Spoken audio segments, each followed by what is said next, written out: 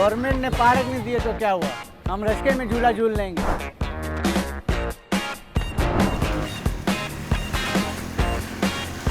बदहज़मी हो रही थी, खाना हजम करने निकले।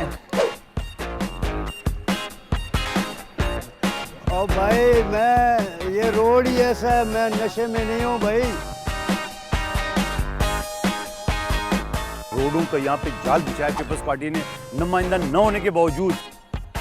वाह जी क्या रोड है, बहुत अच्छे रोड है यहाँ के। पाकिस्तान की तारीख के अंदर इतना काम कभी भी नहीं हुआ। गली गली के अंदर सीसी फ्लोरिंग बनवाया, उन्हों का काम देख लें और एमकेएम पाकिस्तान का काम देख लें।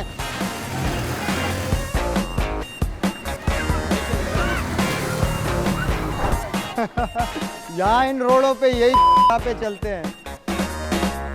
अल्हम्दुलिल्लाह ऐसे रोडों की वजह से हमारी रोजी बहुत अच्छी चल रही है। सड़कें इस तरह थोड़ी बनती हैं कि आप आके उसके ऊपर काला पानी फेर दें और उसके ऊपर बैनर लगा दें सड़कें। नहीं भाई, इसकी पूरी साइंस है, आपको पूरा इसको सही करना पड़ता है, वरना तो एक गटर के लाइन से गटर का पानी बहेगा और आपकी सड़क बह जाएगी।